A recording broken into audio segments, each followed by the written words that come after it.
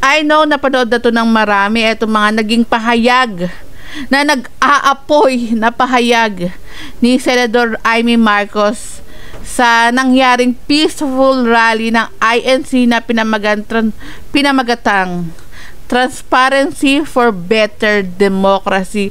At para sa akin, parang ang sakit ng mga sinabi niyang salita na sa bunso niyang kapatid. Sana inalagaan niya lang yung mga words na binanggit niya laban sa kanyang kapatid. Kasi kahit ano namang mangyari, kapatid at kapatid mo pa rin yung kadugo at katugo mo. Kasi tayo minsan kapag na ano natin na magkaaway yung magkapatid, lalagay yan sa magulang kung maayos yung pagpapalaki nung magulang sa kanyang mga anak. At panoorin na rin po natin itong mga naging pahayag, nag-iinit na pahayag ni Senador Amy Marcos. Napakahirap po ang pumunta, tumayo at magsalita sa inyo. Sabi ni Senador Amy, napakahirap pero palagi niya naman yan pinapahayag. So, sabi niya rin na ito mga sinabi niya na nga rin noon pa laban kay President Ferdinand Bongbong Marcos. At ito nga meron din binabasa si Senador Amy Marcos. Pero bakit kaya kailangan ng babasahin kung talagang sa kalooban mo yung mga sasabihin mo, diretso mo yang masasabi. Pero noon pa man, alam ko walang madali kapag ikaw ay Marcos. Nanginginig ako at ang aking boses. Nanginginig daw yung boses ni Senador Ivy. Yung kaya niya nanginginig din kasi botox. Joke lang. Joke lang. Walang masama doon. Hindi dahil ako'y natatakot sa inyo, kundi dahil nalulungkot po ako.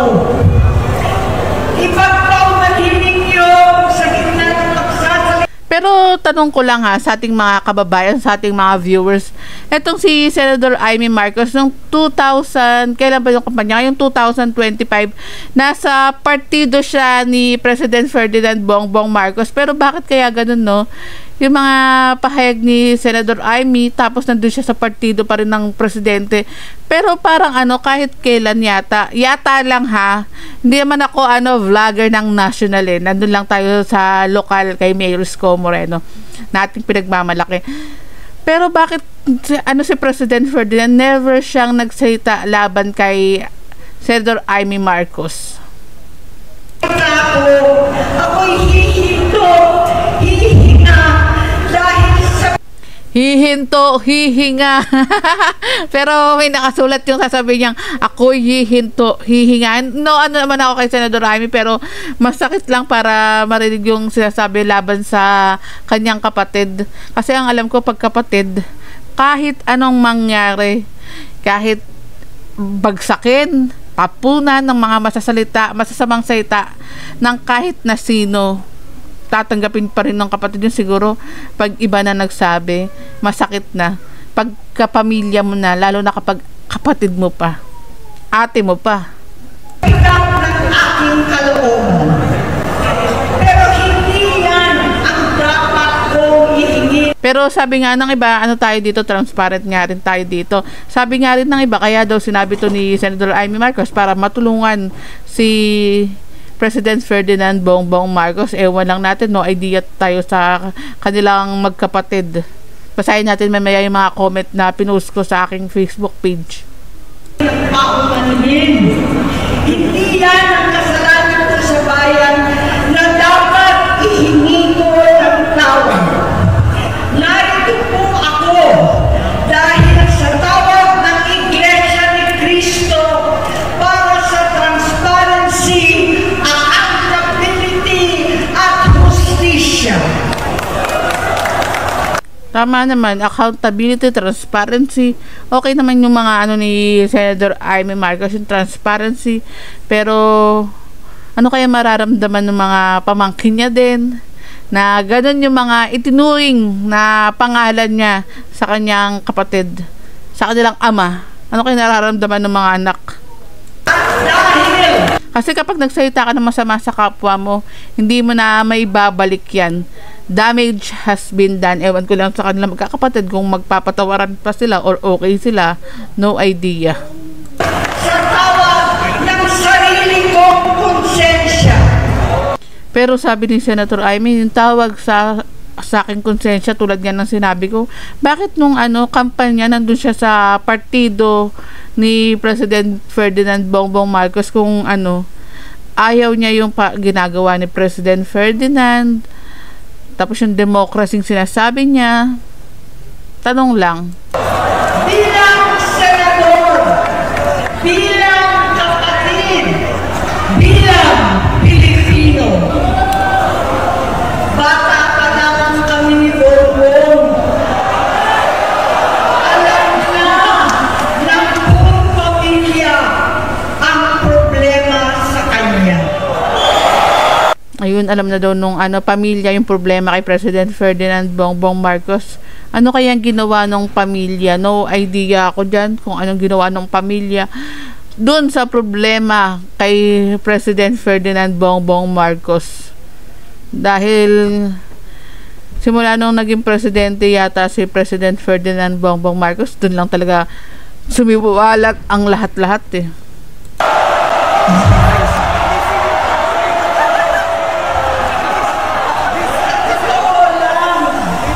Mababasa naman ng lahat ang mga testimonya ng aking ama patungkol sa kanyang ugali at gawain. Noon, dahil may tatay pa kami, hindi ko pa siya responsibilidad.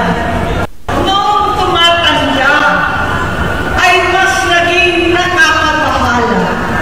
Batid ko na. Di ko lang alam kung itong mga sinasabi ni Senator Jaime, kung nirehab ba nila si President Ferdinand Bongbong Marcos, no? Kasi yung mga sinasabi niya noon eh. Na nagda-drug siya. Ano kayang ginawa nila nung panahon na yun, no? Nung nagda-drugs daw si President Ferdinand Bongbong Marcos. Bakit ngayon mas maingay yung drug issue kay President Bongbong Marcos?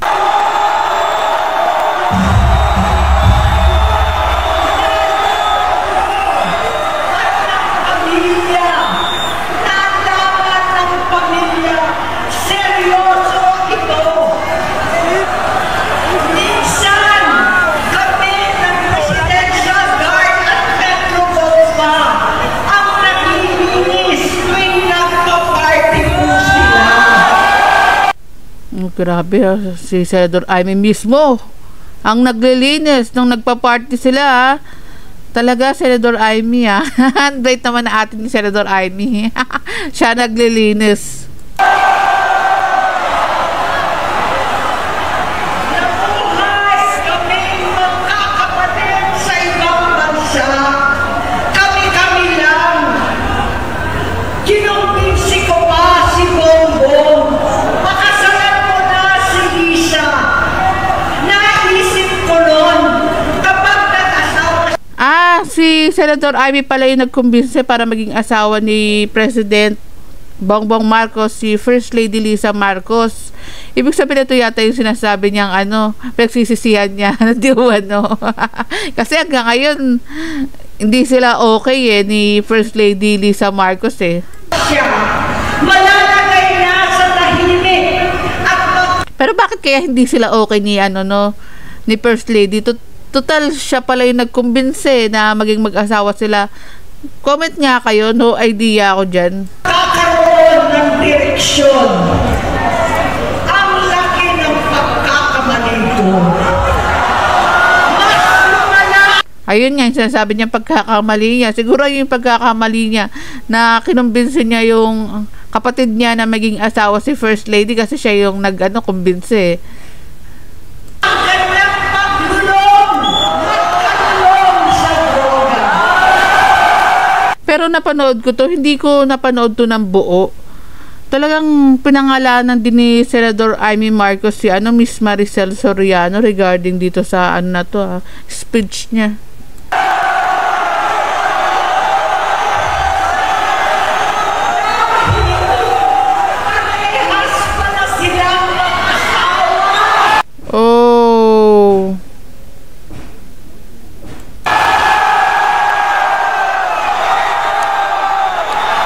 Wala lang, parang masakit lang yung mga binitawang salita ni Senator Amy, pero ayan nga, sabi nga, transparency for better democracy.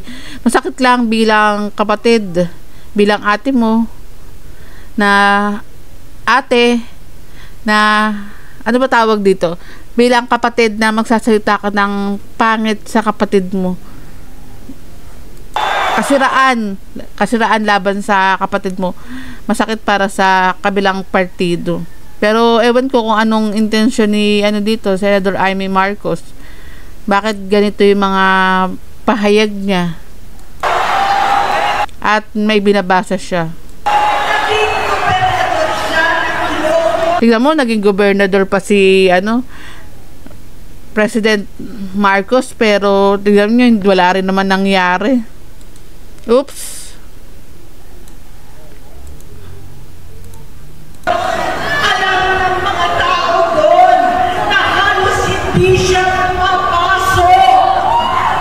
Pero bakit ganun, no? Naging presidente pa si naging senador pa.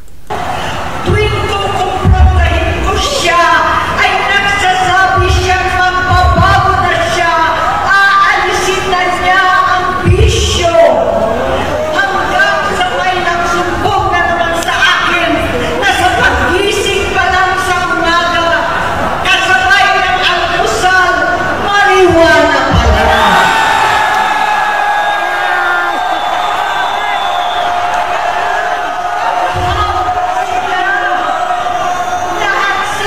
Bakit ganun, parang iiyak naman tong si Senator Amy?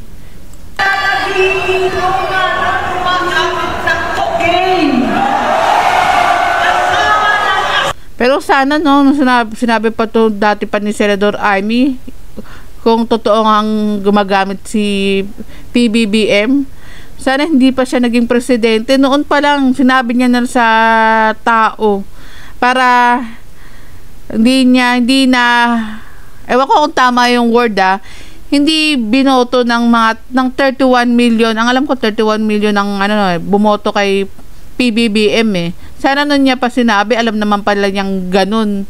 Di umano si PBBM.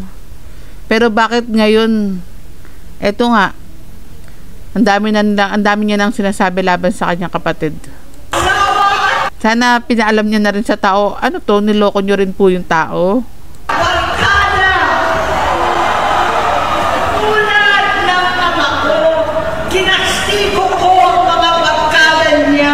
Pero sabi nila no idea ako dito. Pero may na hindi tayo transparent tayo dito, hindi tayo national. Sabi nila nung iba, paano nagmamarijuana si PBBM or gumagamit si PBBM kung yung isa niyang bato i-donate niya sa kanyang tatay. Pero may napanood din ako kasi sa social media hindi mo na alam talaga kung ano yung totoo eh. Meron naman daw yung dalawang bato na ibinigay dun kay dating President Marcos. Galing daw yun sa masahista niya, yung pangalawang bato, at yung una naman hindi ko alam kung saan galing eh. Kaya comment na lang kayo mga kabungis-ngis regarding doon. Pero marami nagsasabi paano makakapaggamit ng bawal kung dinonate nga ni PBBM yung kanyang bato. Pero dito hindi naman daw si PBBM ang nag-donate. Sa social media maraming mga mapagkunwari, magagaling na nagsasalita pero hindi naman nila alam yung mga sinasabi nila.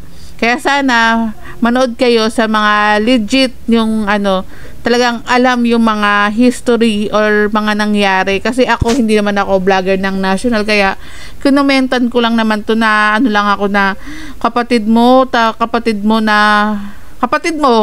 pagsasalitaan mo ng mga ganun at sa maraming tao pa. Masakit lang para sa akin. Ang nasirang si Bong Lasa. Pero ito, pinangalanan ni Senator Amy. Kevin Cruz, Inigo, Tony Boy, Sam Anton, alam po ninyo yan. Sana may interview din yung mga pinangalanan ni Senator Amy Pero ito mga ganito ba? May kaso ba to? Yung mga pinahayag ni Senator Amy Marcos na paninirang puri? Question mark. Paano?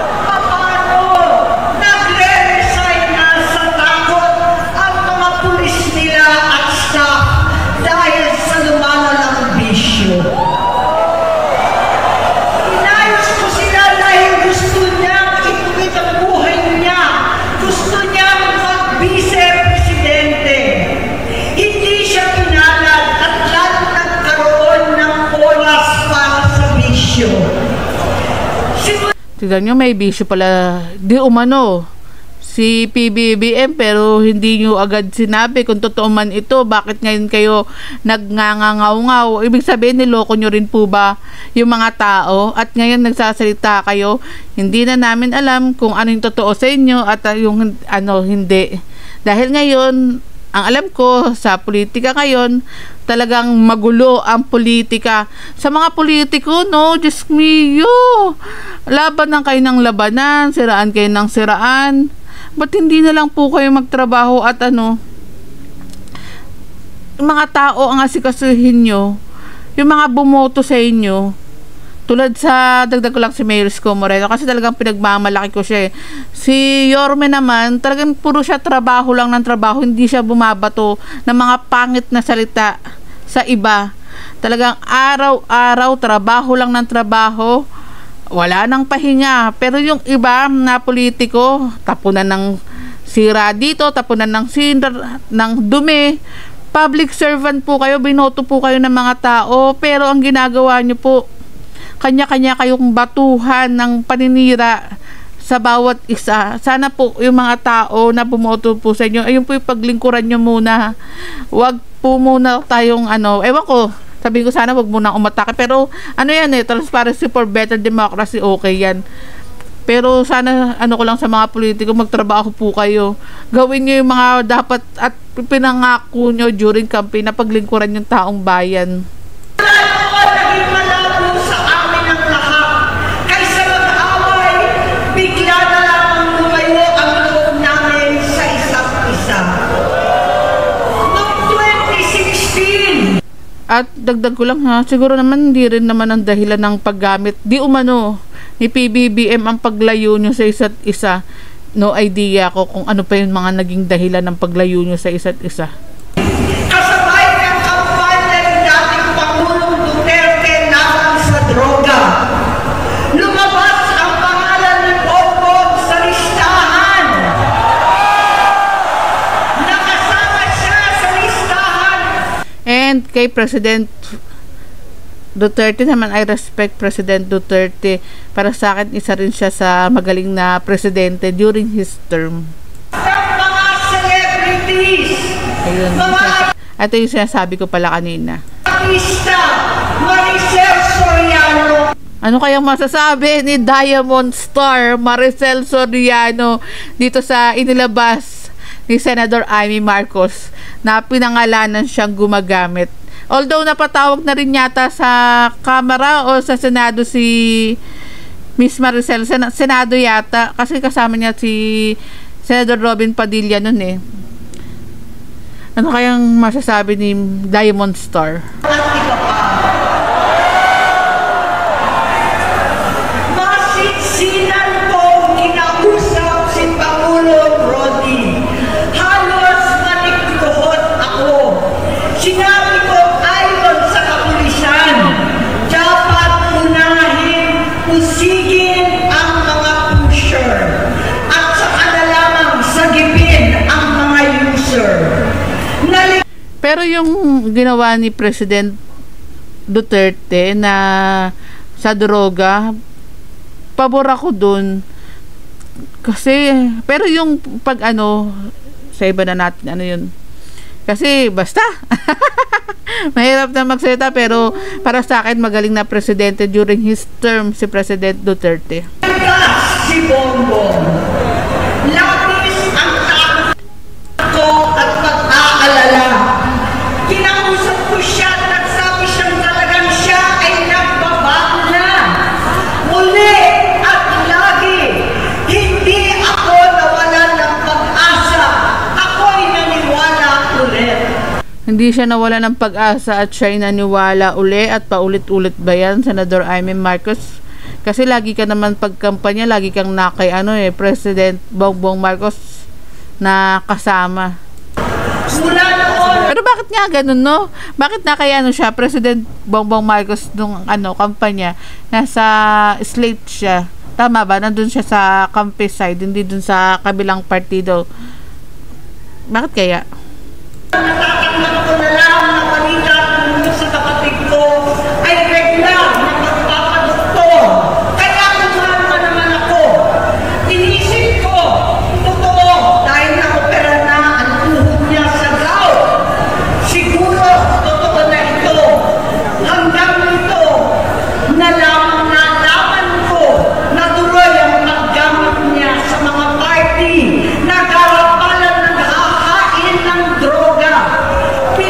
Sana kung itong alam ni Senador Amy, no, pinapulis niya. Total, ganyan naman nagsasalita si Senador Amy laban kay President Ferdinand Bongbong Marcos eh. Sana tumawag siya ng pulis, tumawag siya ng mataas para mahuli talaga yung kung totoong gumagamit si President Bongbong Marcos, no. Hindi yung eto puro salita. Kailangan sa ano natin lagi tayong mayroong ebidensya eh. Yun lang ang para sa akin, ha. Nagmamalaki pa ng mag-asawang kayang-kaya nila ang microdosing ng cocaine. Hati-hatiin daw para 4 na beses sa isang araw. Paano kaya na kanino kaya nalaman ni Senador Amy na hati-hatiin yung dosage, hati-hatiin yung dosage. Kasi hindi nga sila nagpapansinan eh.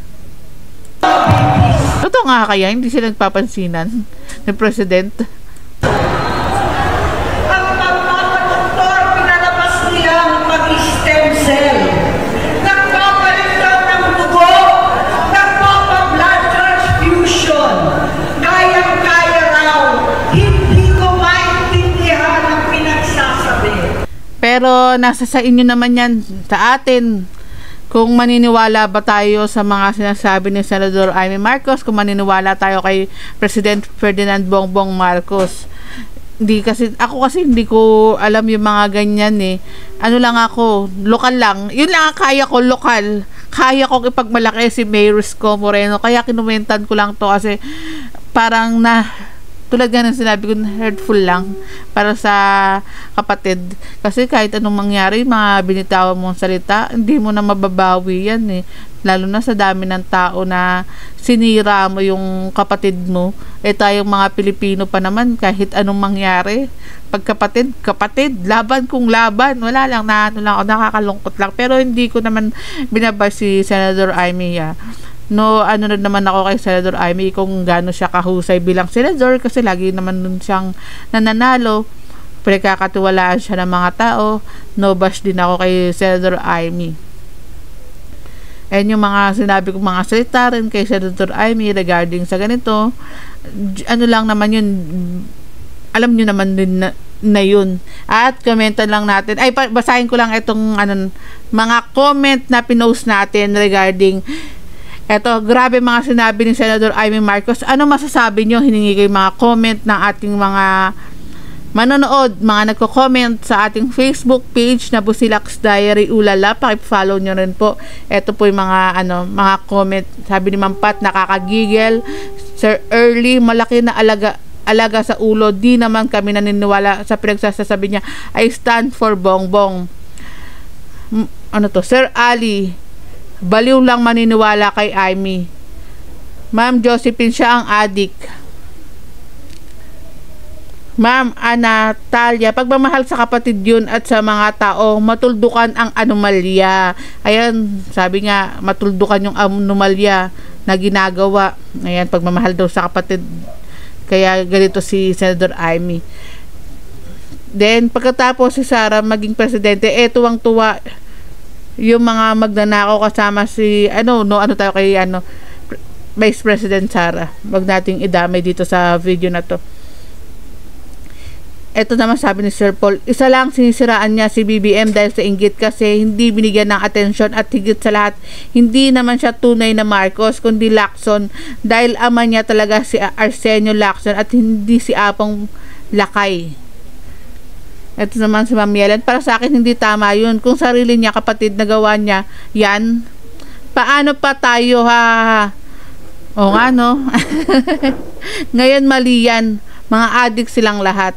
Sabi naman ni Sir El, mas malakas ang tama sa utak ni Babalina. Sir Danilo, yan ang nagpapala pag nasama sa mga bulok. Ito, ang daming mga comment pala nating na lumang tugtugin na puro sabi ni Sir Engob, lumang tugtugin na puro kasinungalingan pa, patunay. Sabi niya mahal niya si BBM pero sinisiraan niya sa karamihan. Dinamay niya pa yung mga anak at asawa na walang patunay. Narrative ng, hindi ako sa DDS. Hindi ko nabasahin to. Dito lang tayo sa video. Ito naman, Sir Orly, katangahan ngayon ganyan sabihin niya, wala kasi nangyari sa Saldico nila, dami pa gagawin mga yan para di sila makulong. Ito, comment yan ng ating mga manonood at hindi ko na tatapusin. Alam ko naman napanood nyo na lahat ng sinabi ni Senator Amy Marcos dito sa Transparency for a Better Democracy. At kung naniniwala po kayo kay Senator Amy Marcos, kanya-kanya naman pong paniniwala yan, and I respect that. At kung President Bongbong Marcos naman po kayo, I respect that po kung sino ang inyong pinaniniwalaan. Pero sana maging matalino po kayo sa mga politiko. Doon tayo tumingin sa mga may ginagawa, hindi puro sa daldal. Kasi usually yung mga politiko, kapag ikaw, eto dagdag ko lang ha, kapag ikaw ay nangangailangan, wala sila, nakatago. Kapag kailangan mo ng some of politician, hindi ko naman nilalahat some ng mga politiko, kaya wag na tayong sumali sa mga bangayan na yan. Some of politician, some of politiko, mga hinalal, public servant, talagang pag kailangan ng tulong, kunwari tulong medical, magkano lang ang ibinibigay na tulong. And dagdag ko lang si Mayor Isko Moreno, na sabi ko nga pang local ako, ipagmamalaki ko sa inyo si Mayor Isko Moreno, na talaga nga naman kamakailan nasa medical financial assistance tayo. Nagbigay si Mayor Isko Moreno ng tulong dun sa bata, sa nanay, ng 2.5 million pesos. Grabe, no? Si Mayor Isko na nagbigay, tumulong, harap-harapan, binigay, ganun, kausap. Tapos, milyon pa. Hindi lang 1 million, ha? 2.5 million ang itinulong ni Mayor Isko Moreno. Kaya para sa akin, talagang si Mayor Isko ang pinaka the best na public servant sa buong Pilipinas talaga. Kasi sa mga politiko, kanya-kanyang bangayan, kanya-kanyang siraan. Pero si Yorme ito, nagtatrabaho lang ng kanyang sarili. Pinapaayos, pinapaganda yung Maynila. Kaya sana gayahin din ng mga ibang politiko.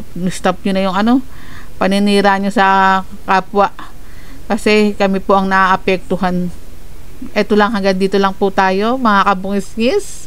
Maraming salamat sa panonood. And please do follow Busilak's Diary sa Facebook, Busilak's Diary Ulala. At kung gusto niyo pang mag-comment tayo, why not? Magna-national tayo, pero wala akong masyadong alam sa national.